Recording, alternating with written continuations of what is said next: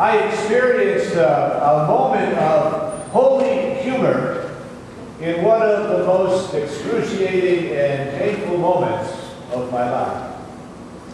I got a phone call in the middle of the night that my father died, and his wife called and asked me to come, so I rushed to their home, and we were together in that tender, painful time. And in the midst of the conversation, she pulled out this manila envelope, and she handed it to me. And right across the top of the envelope, my father was a surveyor. And so he had this precise printing, it almost looked like a typeset. And right across the top of the envelope it said, "When I kick the bucket."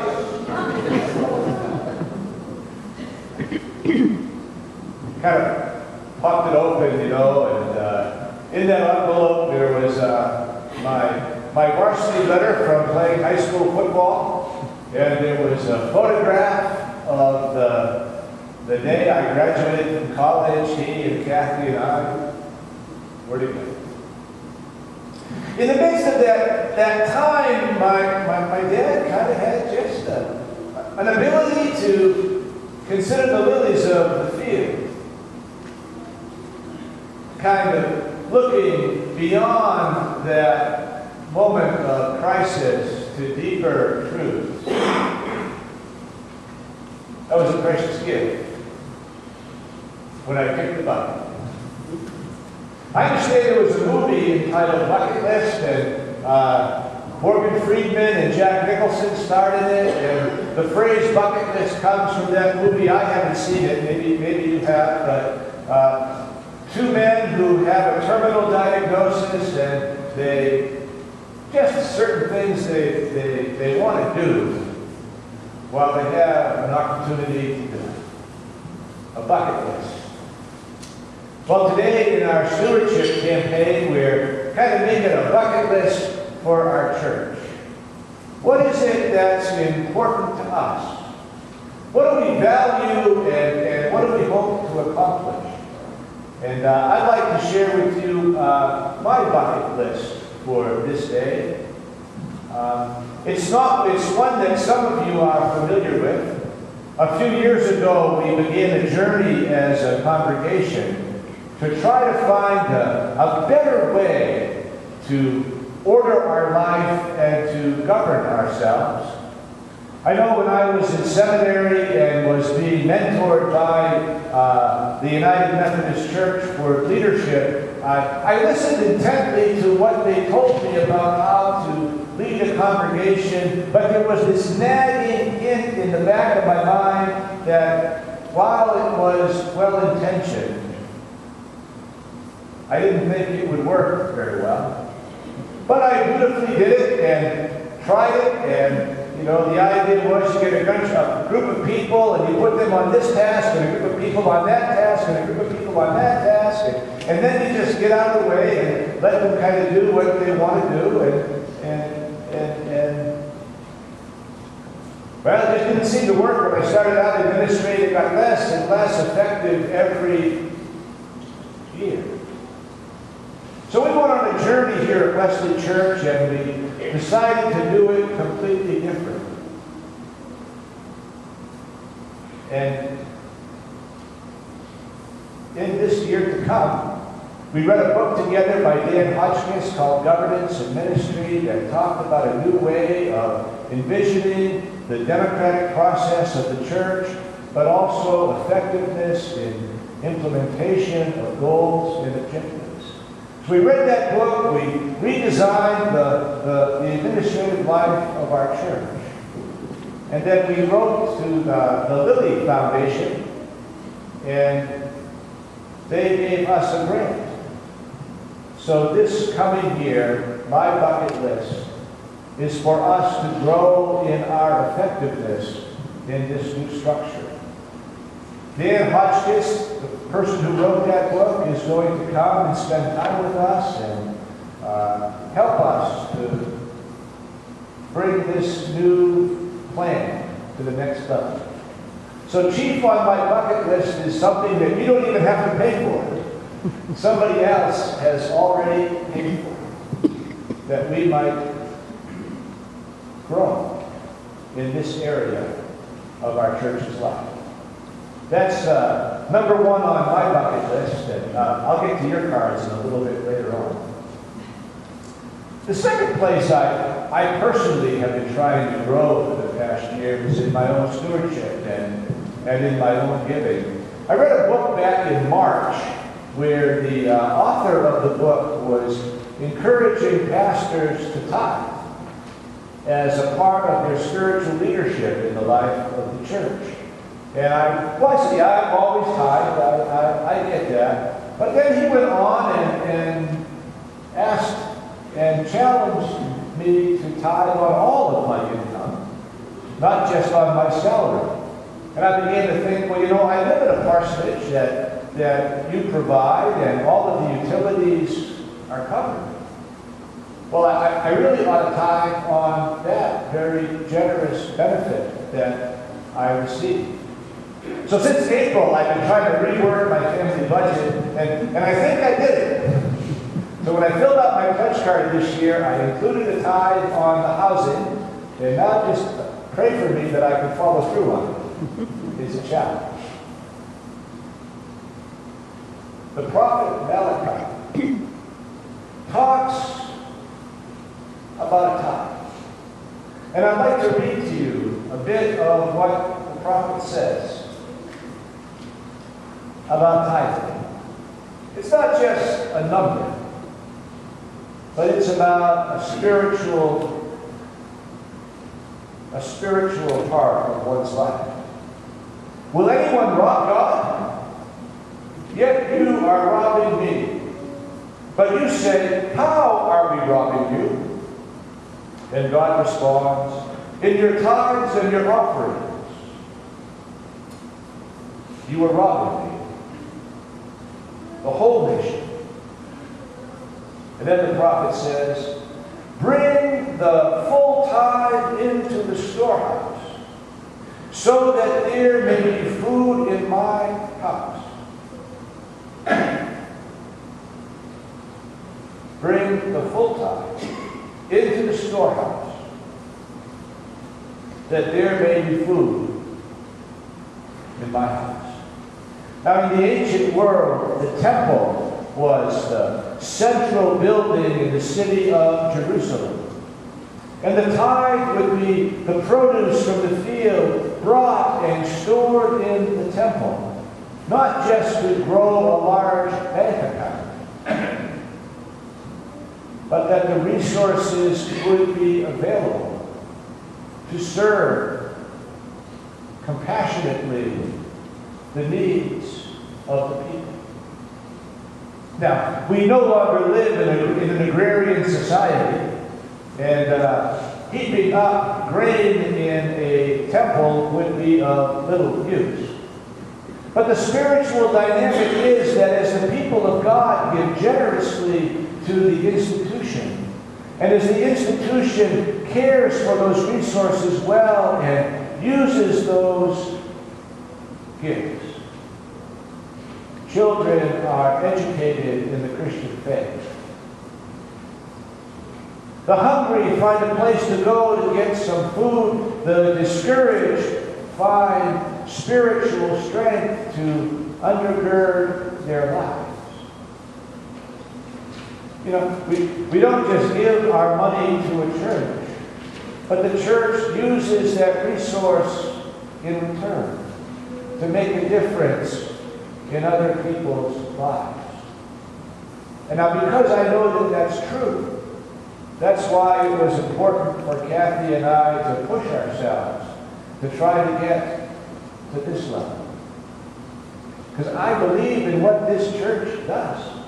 And I believe that we make an important difference.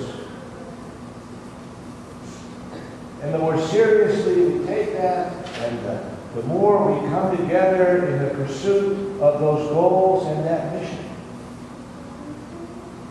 the bigger difference we make. And that matters to me.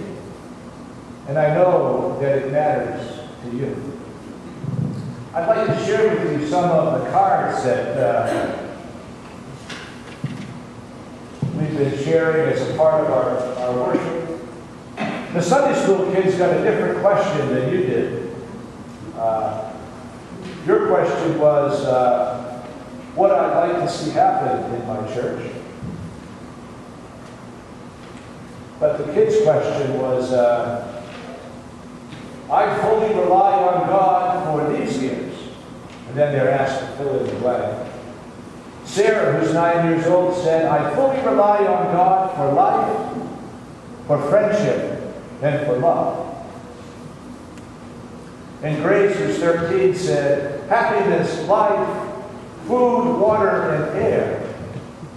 David, who's 11, said, life, oxygen, love, food, water, happiness, family, and intelligence.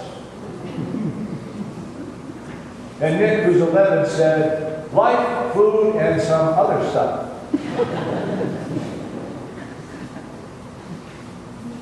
And Grant said, life, food, water, and air. And Bella Blackbird, who's 8, said, love, and then she drew a nice heart. Life, food, water, peace, and me.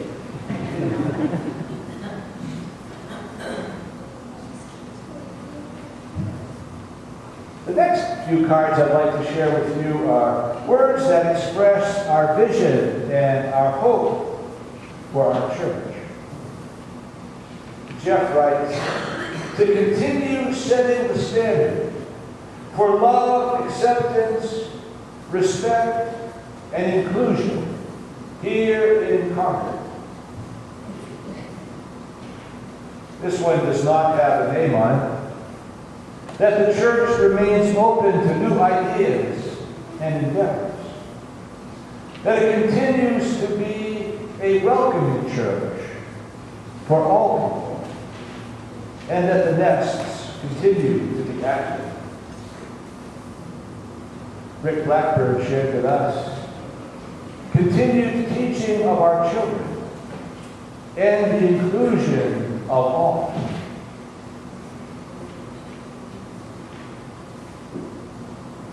The openness, the friendliness of members, the music ministry, the spirit of love, concern for all people, opportunities to grow in faith, and small group studies.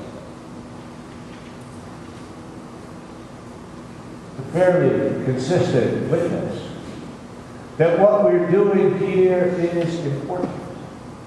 That a ministry of acceptance and inclusion and advocacy matters. So we need to give ourselves to that in the ways that we can. What we're doing matters.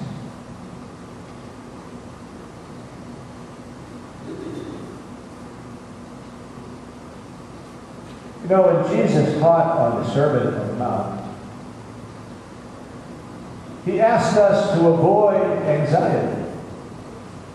Now, I don't think we can all avoid anxiety all of the time. I think it's sometimes just a natural response to the circumstances of life. Something happens and we experience an emotional response to it. I don't think we can rule out the fact that we might experience anxiety from time to time. But here in the Sermon on the Mount, what Jesus is saying is, don't act on your anxiety. Don't construct your whole life built on your fears of what you think might happen. Moments of anxiety will come and go, but if we live by our commitments, if we live by a sense of promise, including the promise of God, then the momentary experiences of anxiety can stay in focus. For we belong to a God of grace and love, who makes the flowers beautiful trust. God, resignation is the key. I've been enjoying the daily devotional and reading it each day. And I'd like to share with you a portion that spoke to me. It was from Thursday's reading. Generosity derives from a profound orientation in our thinking about how we find contentment in life. So Paul writes, I have learned to be content with whatever I have. But Paul was not a slacker, lacking in initiative. He was industrious, competitive, and ambitious for the work of God. Paul realized how seductive our activity and our appetite for more could become. We begin to believe that happiness depends on outward circumstances and material comforts rather than deriving from inner spiritual qualities, love and peace, compassion, self-control, gentleness, prayerfulness. Possessing greater wealth does not mean that we experience contentedness. We can still feel panic, emptiness, striving, and isolation. We feel needy, and our appetites become insatiable. Surrounded by water, we are dying of thirst. Breaking the cycle of conditioned discontent requires courageous soul work. Abundant living derives from genitive relationships, from mutual support, from knowing how to love and be loved. Contentment arises from seeking that which satisfies. Contentment arises from seeking that which satisfies.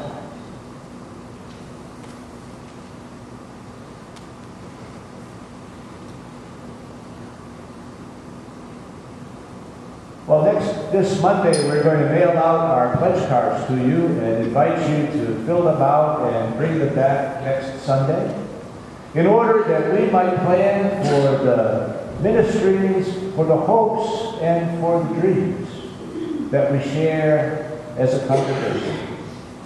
We gathered some of the leaders back about a month ago, and we asked those folks if they would be willing to fill out their cards a little early and get them in. And I'm very pleased to share with you that we've already received 20 pledge cards, and those 20 pledge cards total about $73,000. So we're off to a good start, and our leadership people have set a good pace. And so I invite us all now to a time of prayerful consideration in the week to come. To think not just about dollars, but about hopes and dreams. To think of a spiritual fulfillment that our community might be full. And as a full community, we might be able to bless and to enrich those around us. Amen.